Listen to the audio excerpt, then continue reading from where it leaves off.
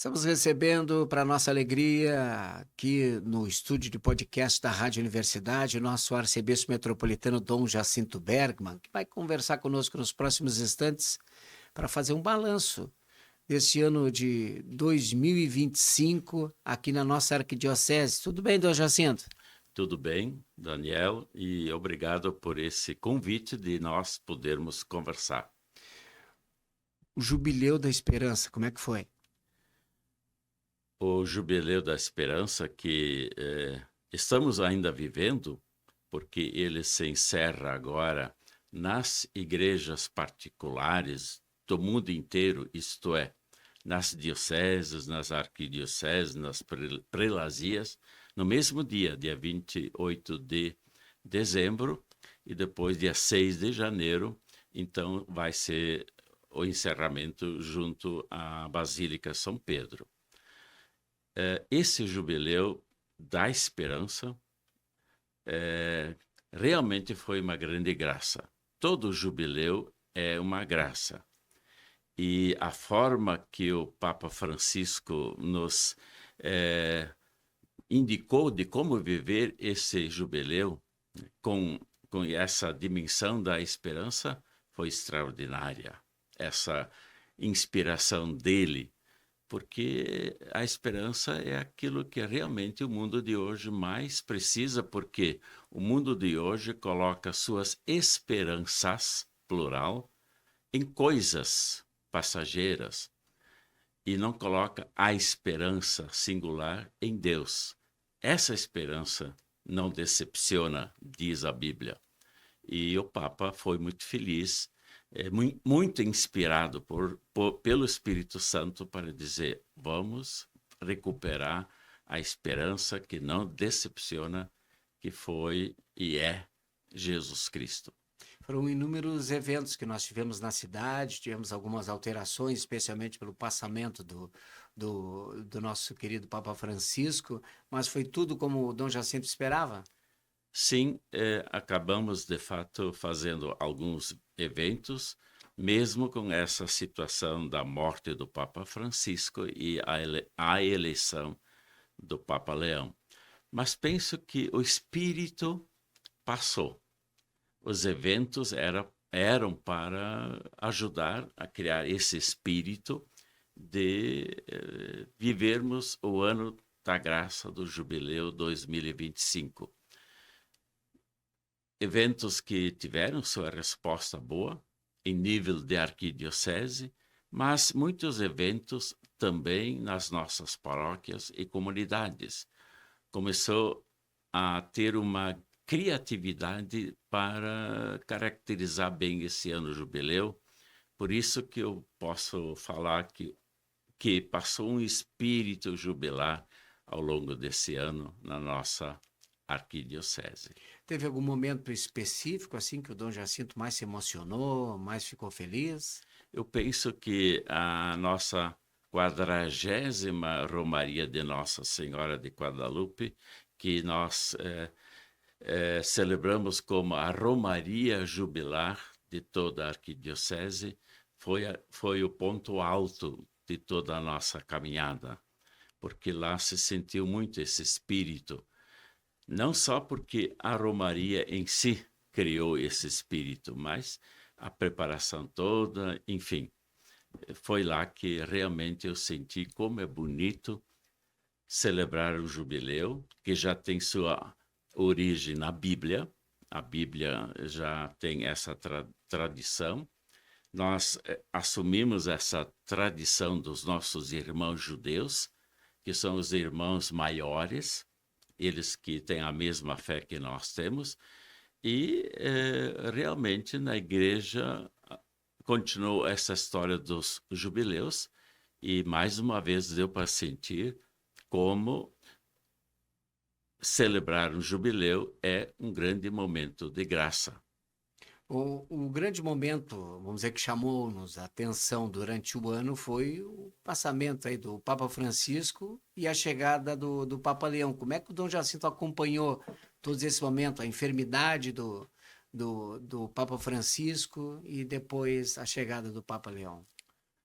Daniel, penso que falando humanamente, a morte do Papa Francisco não poderia acontecer neste ano jubilar, porque os 10 anos de pontificado foi assim uma grande primavera para a Igreja, pelo seu jeito de ser, mas também de propor uma igreja em saída, como ele gostava de falar, uma igreja que não tem medo de se sujar com as periferias existenciais, e isso tudo culmina, esses 10 anos com essa primavera, num jubileu, para dizer o jubileu é um grande momento da presença de Deus em nosso meio, e ele morrer justamente dentro desse jubileu que ele quis que fosse dar esperança, e ele entrega a sua vida para dizer: a esperança está em Deus, fiz o meu trabalho, continue fazendo esse trabalho de ser uma igreja em saída. E o Papa Leão? O Papa Leão, claro, foi para todos nós, como igreja e também como sociedade que acompanha sempre uma eleição de um novo Papa, foi uma surpresa, né, que não era nem pensado antes. A gente imaginava, ficou fazendo conta de cabeça no popular, um Papa norte-americano, como seria, mas depois se soube das ligações dele, né? Com a América Latina, Isso. uma vez que ele trabalhou também no Peru. Mas o Papa Leão me parece que consegue viver a continuidade dos últimos papas, do seu jeito, e está realmente com a sua proximidade, é um Papa muito próximo, também porque tem uma idade não tão avançada, tem mais condições físicas de ir pessoalmente ao encontro das pessoas quando ele se reúne com as pessoas, mas de uma simplicidade muito grande. Pessoalmente não tive a graça ainda de ter um encontro com ele, mas pelos depoimentos de outros bispos, realmente é um Papa de muita proximidade, e uma proximidade simples. Chegando ao lado dele, você já está em casa. Aliás, esses eram os papas dos últimos anos. O Papa João Paulo II, que eu convivi com ele como bispo, depois o Papa Bento, também convivi com ele como bispo, Papa Francisco, claro, né, do jeitão dele, de um bom argentino, né, muito transparente, direto, e creio que os papas dos últimos tempos são papas muito próximos, e o Papa Leão está caracterizando o seu pontificado nessa proximidade e simplicidade, mas com muita firmeza. Ele tem, de fato, a igreja na mão, porque o Espírito Santo está dando muita força para ele. Bom, essa situação toda de troca de papas inviabilizou a nossa Assembleia aqui no nosso país, né, da CNBB, que habitualmente nos mostra um rumo para a sequência, né, dos próximos anos. Mas isso não inviabilizou que Pelotas, especialmente a nossa arquidiocese, trabalhasse os seus objetivos. Porque a Assembleia da CNBB seria a Assembleia da aprovação das diretrizes gerais da ação evangelizadora da Igreja no Brasil. Porém, como não aconteceu, nós não estamos com as diretrizes para os próximos anos, e nós vamos tê-las apenas no próximo ano, com a Assembleia do próximo ano. Mas nós que estamos seguindo sempre o tempo das diretrizes da CNBB, nós também tivemos que, este ano de 2026, ocupar, no bom sentido, o tempo fora das diretrizes ou sem as diretrizes novas. Mas tivemos a grande inspiração, penso, como arquidiocese, de fazer do ano 2026 um ano de formação, né? E a formação a partir do documento final do sínodo, que é uma atualização da eclesiologia, isto é, da forma como ser igreja, do Vaticano II, né?